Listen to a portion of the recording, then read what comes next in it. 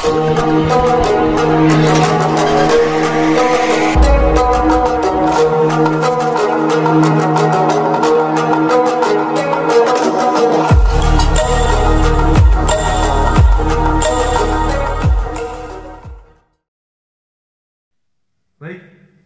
Jami'ul badani bihaitsu yahtariqu jami'ul ajza'il fasidah.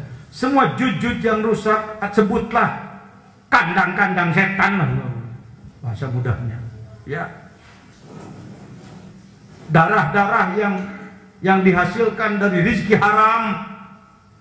Ini pembersihan ke situ. Jangan menganggap bahwa darah yang mengalir di badan. Berapa liter di badan? Katanya berapa liter? 6 liter ya? 8. Kalau 8 liter dijadikan tetesan kira-kira jadi berapa juta tetes ya? Ya gitu aja. Nah, berapa tetes yang sudah bersih, halal murni, berapa tetes yang dicampuri rezeki haram? Rasulullah bersabda dalam hadisnya yang sahih, ada orang yang berkelana melakukan pendekatan kepada Allah, tetapi ya ta'amnya haram, malbasnya, pakaiannya haram. Bagaimana Allah akan mengabulkan? Zikir yang ini terkait dengan itu. Kenapa disalurkan ke seluruh tubuh, dihembuskan kepada seluruh tetes darah? La ilaha illallah, la ilaha illallah. Kenapa harus penuh konsentrasi? Bukan biasa. Bahkan yang saya peragakan kemarin kakek-kakek itu, la ilaha illallah, la ilaha illallah, sambil matanya nengok apa? Cecak ngambil apa? Nyamuk, la ilaha illallah. Bagus apa jelek? Tetap hargai bagus daripada enggak. Tetapi soal bobot, ya mohon maaf kepada kakek-kakek, bobotnya mungkin berbeda dengan yang memakai metode. Jadi la ilaha illallahnya illallah dihembuskan kepada suwaidil qalb agar dia tersalur menimbulkan hawa panas ke sekujur badan, sehingga ajzaul fasidah, yang jelek-jelek, yang rusak-rusak, bisa terkena imbas cahaya dia. Makanya setelah zikir, kalau dalam kitab Anwarul Ghausiyah disebutkan jangan dulu minum air dingin gitu, agar panas tubuhnya berfungsi dulu gitu. Sampai ke situ, Pak. Ya bedalah yang pakai metode dengan yang nggak pakai metode. Apapun pasti beda, pasti beda. Bangunan kenapa kelihatan rapi? Karena dibangun oleh ahli yang memiliki metode. Tuh bikin kusen. Berikan kayu 10 kubik pada orang yang nggak paham metode bikin kusen, jadi korek kuping. Berikan batik 10 piece pada orang yang bukan ahli menjahit, jadi otok, jadi selampet, nggak jadi baju. Karena nggak tahu metode. Zikir pun sama. Apapun pasti begitu, Pak.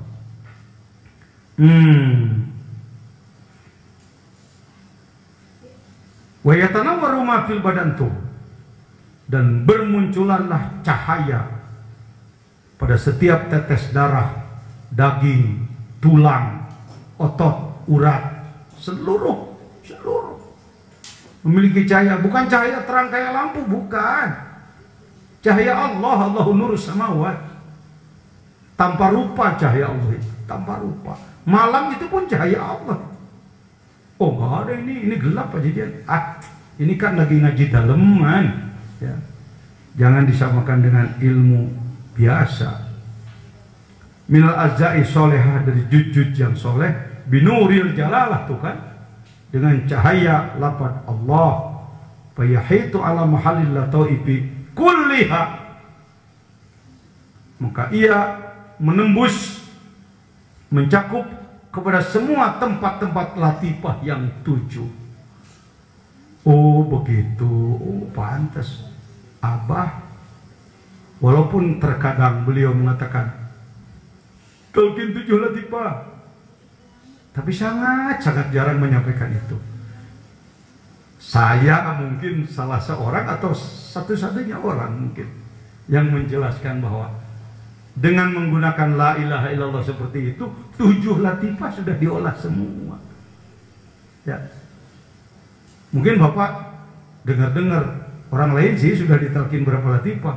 7. Angkat tangan yang pernah ditalkin 7 latifah. 1, 2. Yang lain kebanyakan belum. Enggak usah kecil hati. Kenapa? Karena dengan menggunakan la ilaha illallah seperti itu sudah menyentuh semua latifah. Setiap selesai penataran mubalik di Suryalaya, pada periode saya dulu, saya sebagai ketuanya, selalu saya ajak untuk talqin 7 latifah. Mohon maaf, banyak latifah sudah ditalqin semua, sifat masih belum banyak, Pak. Ya, dengan hormat ya, maaf, tidak bermaksud menyinggung. Sekali seangkatan itu 300. Telah 300 peserta talqin 7 latifah semua. Ya ada lah yang ditalqin 7 latifah memang wataknya sudah bagus, semangatnya bagus, lalu semakin lengkaplah dengan ditalqin 7. Tapi saya katakan nggak jamin, nggak. Jadi Anda yang belum ditalqin latifah 7 nggak usah minder. Saya mau belum, karena menggunakan la ilaha illallah seperti ini, saya ulangi, adalah sudah mengolah berapa? Kayak nggak ketangkep omongan saya. Alhamdulillah. Paham ya? Oh, udah gini. Pentingnya ketemu saya mungkin antara lain legalitas seperti ini. Kemarin ketika belum dijelaskan, saya tanya taholli tajalli. Bapak-bapak, saudara-saudara sudah taholli belum? Belum. Taholli itu kan kelasnya tuh kan, selalu kelasnya tinggi. Ketika saya jelaskan taholli itu mengurangi dosa, ternyata bapak-bapak dan ibu-ibu jamaah sekalian, bukan pendosa kelas tertinggi, artinya tidak ada dosa yang tidak ditinggalkan, semua dosa dilakukan. Enggak. Saya tanya, tadi malam membunuh berapa orang? Enggak, apa dari mulai hidup juga belum. Ya namanya itu sudah taholli, sudah merintis taholli. Taholli itu bukan ujuk-ujuk semua dosa lepas, enggak. Berkurang sih. Nggak ada orang yang lepas dosa semuanya, nggak ada, Pak. Kecuali para nabi ya. Orang yang sudah menjadi waliullah sekalipun dosanya masih banyak, Pak. Kalau ingin paham betul tentang perdosaan, coba baca doanya Sayyid Akasha.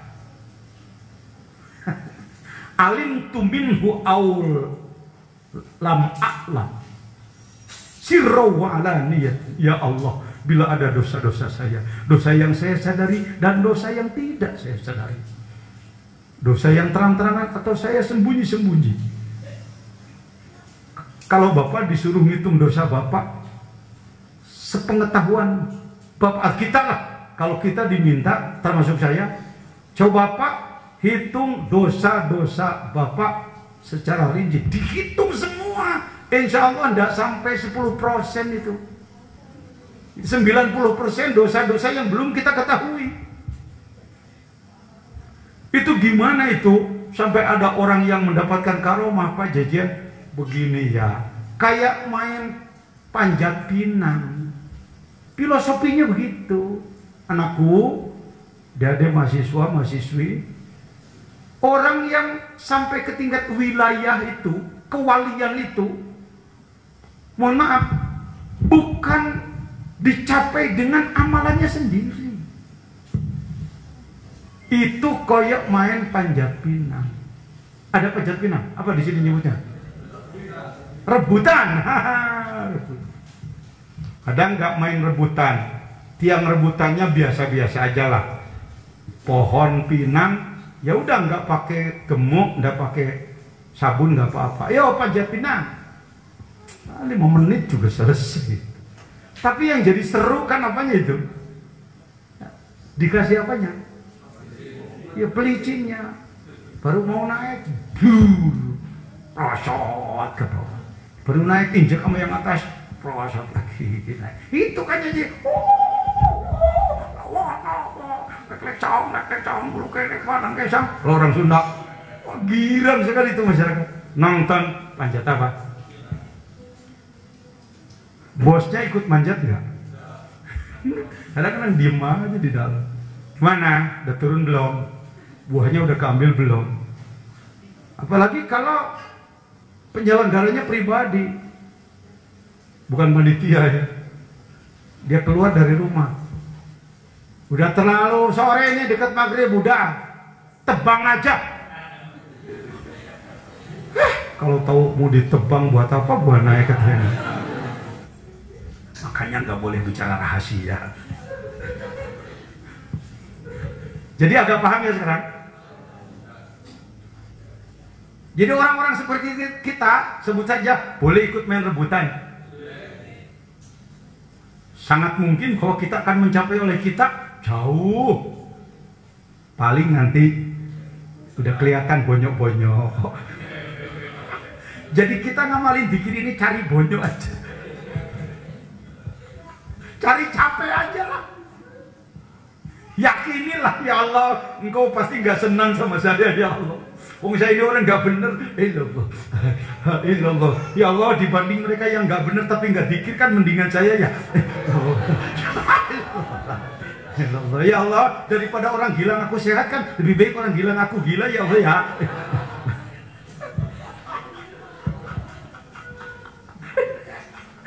Maaf, kalau orang sebodoh saya kadang-kadang ya dapat cipratan karomah ya. Bukan karomah saya, karomahnya para guru nyiprat ke saya. Kata orang luar biasa ya Ijejen itu. Kamu tertipu aja.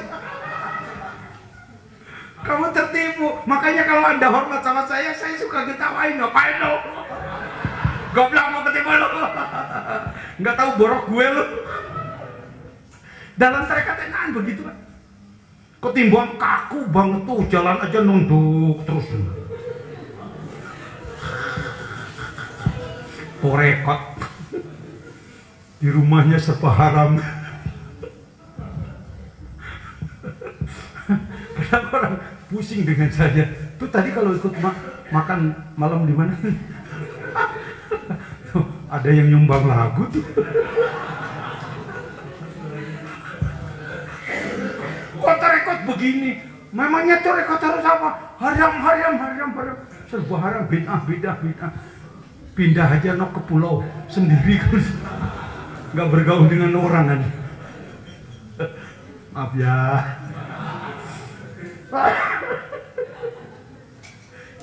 Senang saya ngomong begini. Ya Allah, alhamdulillahirobbilalamin. Sampai di mana tadi kita ngomong? Jadi lafaz jalalah ditembuskan kemana? Ke seluruh latifah. Jadi zikir itu sedang membakar juz-juz kotoran dalam diri kita, yang dohiriyah maupun batiniah. Nah, kalau sudah ke situ, Anda akan berpikir, oh begini ya, begini, nggak sembarangan, pantas banyak orang yang nggak mau.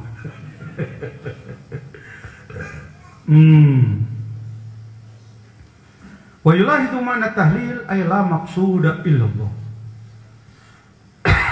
Dan mulahadzahkan, dawamkan, terus tetap adakan kesadaran makna tahlil. Awas, jangan menganggap bahwa yang namanya tahlilan itu kumpul untuk baca-bacaan bagi orang yang meninggal. Itu tahlilan sempit Pak. Apa ya doa yang pantas ya? Kenapa disebut tahlilan? Karena inti daripada amaliyah tersebut adalah lafaz la ilaha illallah. La ilaha illallah itulah hailalah atau tahlil. Tahlil itu mengagungkan. Tahlil itu kalimat la ilaha illallah, kalimat untuk mengagungkan Allah. Di dalamnya terkandung makna yang sangat banyak.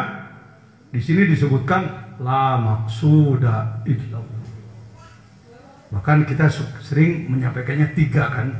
La ilaha illallah, la ma'budu illallah, la ilaha illallah, la maqsuda illallah, la ilaha illallah, la mawjuda illallah.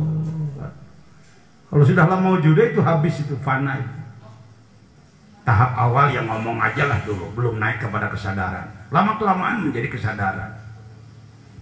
Wa min kalimatin nabi yunfi jami'al muhdatsat. Dari kalimat la ilaha berarti ia sedang menafikan, menghanguskan, membuang semua muhdatsat. Minan nazari, dari pikiran, wal i'tibar, dan ijiran. Wa yanduruha nadrul fana, semua selain Allah. La ilah, tidak ada sesuatu yang layak dijadikan Tuhan. Kenapa? Karena semuanya adalah fana, semuanya adalah lebur. Itulah ilah. Jujur, di dalam kalbu kita mana yang lebih menjadi pribumi, Allah atau keinginan? Terserah. Jujur aja, orang di kelas saya juga masih Allah itu sering diusir. Kalau panitia Pak Arif sudah menyediakan Hotel Horizon 607, 612, 615 untuk rombongannya Pak Yai Jejen. Pak Jejen sudah capek, lalu istirahat, umpama jam 12 malam, panitia karena ada saudaranya dari Palembang sana bawa anak yang masih kecil dan nangis mencret lagi, dibawa ke kamar saya. Kira-kira Pak Jejen marah apa enggak? Manusianya aja marah. Goblok panitia, tambah lagi udah 2 orang, ditambah lagi 5 orang. Siapa sih ini? Ini keluarganya dari Palembang. Datang lagi Pak Haji Jamil. Tok, tingklong. Siapa? Jamil. Ada apa Pak Haji? Ini loh, ada titipan apa? Itu peti bekas ikan pedak. Peti apa nyebutnya di sini? Kas ya? Ya pokoknya gitu. Bekas ikan asin yang masih buah. Dibawa kemana? Kira-kira Pak Jejen tetap di situ dengan ikhlas? Atau pindah sendiri ganti hotel? Mungkin ya udahlah, silakan kamu di sini biar saya cari hotel lain. Paham maksud saya? Kalbu ini hanya untuk Allah, nak.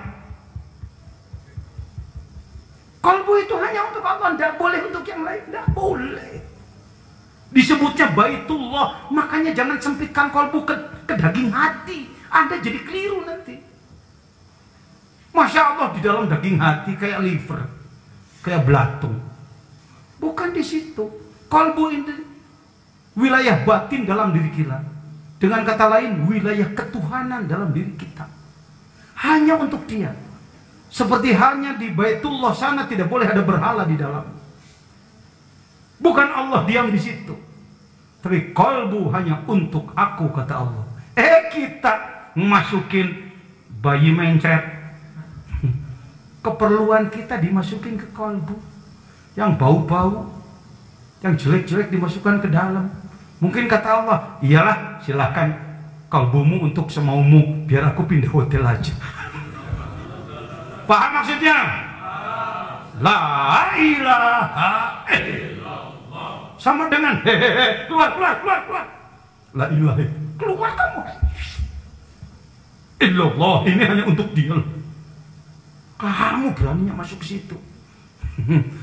Mungkin kata si dunia, kata mobil, kata apa, aku kan mengikuti keinginanmu. Malu, keluar. Mengusir itu. Kalau gitu nanti saya miskin dong Pak Jejen. Jangan mengambil keputusan ke situ. Tidak ada dalil dalam Quran bahwa umat Islam harus miskin, nggak ada. Nggak ada, Pak. Ayo, kalau Anda lebih ahli daripada saya di bidang ilmu, angkat silakan, please. Ayat mana, surat mana? Surat apa, ayat berapa yang menyatakan bahwa umat Islam harus miskin? Ya ayyuhalladzina amanu la tamlikud dunya. Wahai orang-orang yang beriman, engkau tidak boleh memiliki dunia. Allah, Masya Allah. Tidak ada ayat begitu. Kalau ada umat Islam yang hari ini masih belum sejahtera, ya sabar dan berupaya. Nunggu giliran. Ini nggak tahu siapa nih, doktrin dari mana. Seakan-akan umat Islam harus miskin. Giliran punya pabrik, orang Korea yang punyanya, umat Islam jadi satpam. Yang paling prihatin, perempuan-perempuan muslimah jadi wanita piaraan.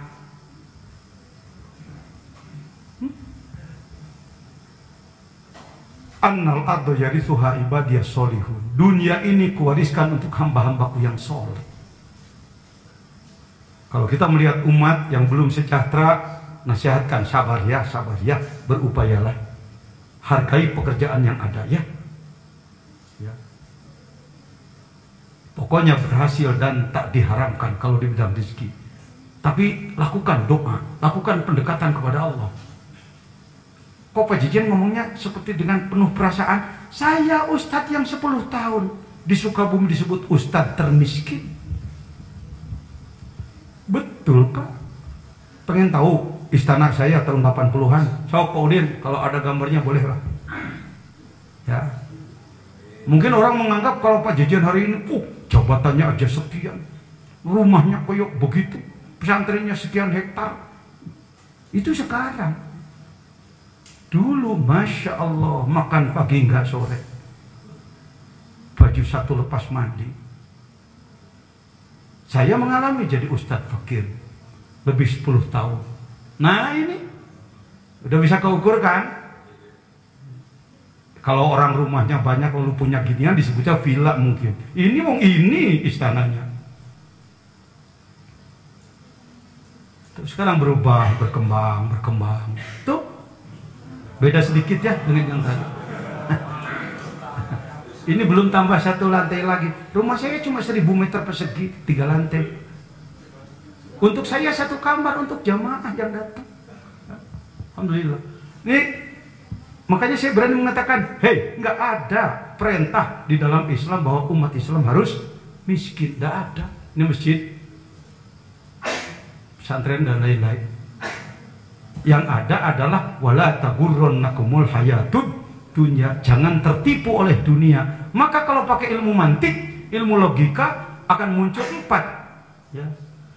Punya harta tidak tertipu. Punya harta tapi tertipu.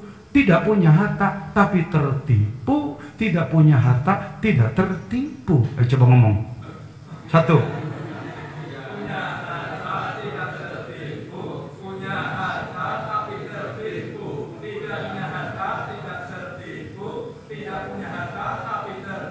Sayang cuma sendiri yang ngomongnya. Ya, DPAJ, Dewan Perwakilan Jamaah. Itu pakai mantik itu. Setiap 2 kalimat disambungkan pasti akan keluar 4, Pak. Itu sudah rumus logika itu. Ya. Setiap 2 kalimat disambungkan akan muncul. Nanti disebutnya nisbat. Itu disebut umum khusus min wajhin. Qad yaftariqu wa qad yajtami'a. Yuk, punya harta tidak tertipu, punya harta tapi tertipu. Tidak punya harta tidak tertipu, tidak punya harta tapi tertipu. Pilih yang mana? Nah, gitu aja. Jangan pilih tidak punya dan tertipu, apalagi repot. Buktinya Pak Jejen, bukti. Aduh, memang harus ada bukti. Orang kaya, rumahnya besar, kendaraannya banyak, tanahnya luas, perusahaannya banyak dan maju, miliarder dia, tetapi ibadahnya bagus. Itu contoh punya harta. Ada orang punya harta, tapi ibadah jadi tertinggal. Pak, sholat Pak, maaf lagi sibuk. Pak pengajian, aduh nanti yang minggu depan aja. Pokoknya yang namanya ibadah tersisih. Itu punya dan tertipu. Tidak punya tidak tertipu. Tidak punya maksudnya tidak banyak ya hartanya. Ya tempat tinggal sangat sederhana. Pakaian sangat sederhana. Makan pagi enggak sore. Atau bahasanya kalau hari ini makan besok masih dipikir makan apa enggak besok.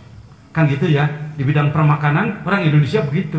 Banyak kelompok besok makan apa tidak, besok makan apa, besok makan di mana, besok makan dengan siapa, yang ujung besok makan siapa, kan gitu. Memang orang Indonesia ini kalau banyak orang yang menyebut al-barbari sekarang, barbari, saling makan orang. Ya. Nah, baik. Saya mengalami, alhamdulillah. Jadi semua berpotensi, semua berpotensi. Kalau hari ini kita belum sejahtera, obatnya adalah sabar dan berupaya. Sabar dan kalau mau, saya mau segini aja, ya silakan. Kalau mau memilih segitu, bahagialah dengan keadaan seperti itu. Jangan yang repot, upaya cuma segitu, tapi merengeknya nggak begitu. Kemampuan cuma segitu, saya mau ya namanya. Setiap ketemu orang, jadi memang begini sih bapaknya anak-anak itu males bener. Ngomong di mana-mana ngoceh terus. Ini gaya-gaya Indonesia ini. Andaikan dia belum sejahtera, tapi dia bisa tersenyum. Lihat rumah orang 3 lantai, rumah kamu cuma begitu. Alhamdulillah, daripada yang nggak punya. Susah ngadepin orang ma'rifat. Zikir itu ke situ fungsinya, nak. Ke situ fungsinya. Ya, ala bi dzikrillahi tatmainnul qulub. Salatullah salamullah ala taha rasulillah